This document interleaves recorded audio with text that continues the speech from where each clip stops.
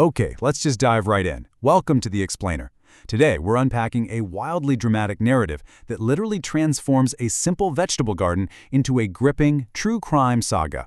I'm talking poverty, attempted murder, and ultimate economic revenge. It might sound a bit like a fable at first, but the themes of loyalty, betrayal, and justice we're exploring today, they are as real and intense as any thriller you've ever seen. So what actually happens when absolute greed and betrayal infect the vegetable kingdom? Well, we're going to find out. We're tracking a hardworking husband's miraculous survival against all odds and the catastrophic, totally karmic downfall of those who tried to destroy him. It's this brilliant look at how ambition can twist into a deadly conspiracy. Plus, it's a great reminder that fate, along with a healthy dose of free market economics, always balances the scales in the end.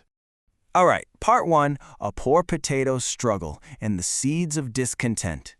Our explainer kicks off by looking at a deeply, deeply fractured marriage. Just feel the sheer resentment radiating from Carrot here. She literally views her marriage as some kind of divine punishment. She complains that the very smell of potatoes' torn, working-class clothes is suffocating her. Wow, that sets an incredibly tense, highly emotional stage for the massive betrayal that's about to unfold. But despite enduring these harsh insults day in and day out, Potato, he remains a fiercely dedicated optimist. You kind of got a feel for the guy. He stubbornly believes that his honest labor and a good harvest will one day bring them prosperity. He actually promises to fulfill all her desires, completely unaware that his wife's patience, that ran out a long time ago. Moving on to part two, the deadly vegetable betrayal, where a wealthy Brinjal enters the picture. Now the dynamic shifts permanently when a smooth-talking outsider propositions Carrot with absolute luxury. And the escalation here is terrifyingly rapid. Just look at this timeline. Day 1, Brinjal leverages his wealth, and Carrot agrees to marry him right then and there. Day 2, they hit a snag. She's already married. So by day 3, they hatch a cold-blooded murder conspiracy to poison Potato's lunch. And on day 4, Carrot actually serves him that deadly meal. No hesitation. So, you might be wondering how on earth does a poor potato survive a rigged game where his own wife is the assassin? Well, fate drastically intervenes. As Potato is walking through the fields, he accidentally slips. The poisoned lunch drops entirely into the mud, rendering it completely inedible. Through sheer clumsy luck, he narrowly escapes death. He's left hungry, sure, but he is very much alive. Now here is the crucial point, Potato's tragic blind spot. His loyal friend Bhindi, also known as Ladyfinger, actually overhears the plot and tries to warn him. But Potato's unwavering loyalty to his wife totally blinds him. He just can't see the deadly truth right in front of his face.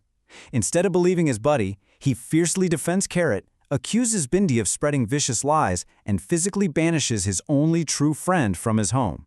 Talk about shooting the messenger, right? Which brings us to part three, miraculous survival and truth, as Plan B is violently set in motion. Realizing the poison failed, Brinjal decides to take matters into his own hands. The tension really peaks here as he stalks Potato. He waits in his car until evening falls, and as an exhausted Potato walks home from the fields, bam! Brinjal violently runs him over in a ruthless hit-and-run. But in a massive twist of fate, guess who rescues him? It's Bhindi. The very friend Potato just banished, calls the ambulance, and saves his life. And this finally forces Potato to face the horrific reality of his wife's betrayal. All right, part 4. The economics of karma. We're looking at a huge change of fortune and some major market disruption. Following a bit of a time skip and a truly miraculous recovery, the narrative flips. We go from attempted murder to karmic retribution driven by pure, unadulterated economics. And it perfectly illustrates their contrasting mindsets. Potato opens a wheat shop, right? And he's benevolent. He sells to the village at a massive 50% discount. In stark contrast, Brinjal gets super greedy. He takes out massive bank loans to hoard wheat, aiming to artificially inflate the price and completely gouge the villagers. And this is where Brinjal's catastrophic downfall unfolds, and it happens fast. He hoards all this wheat on heavy credit, only for Potato to unexpectedly undercut him by half. Naturally, the villagers completely boycott Brinjal's ridiculously expensive stock. Because all of his wheat just sits there unsold in the silos, it becomes entirely infested with bugs. The inventory is totally destroyed, leaving Brinjal completely bankrupt and utterly unable to pay back those massive bank loans. And that leads us to our final section, ultimate justice and retribution. Let's look at the final scorecard. This sudden financial ruin completely shatters the criminal alliance. A desperate, broke Brinjal violently kicks Carrot out onto the streets.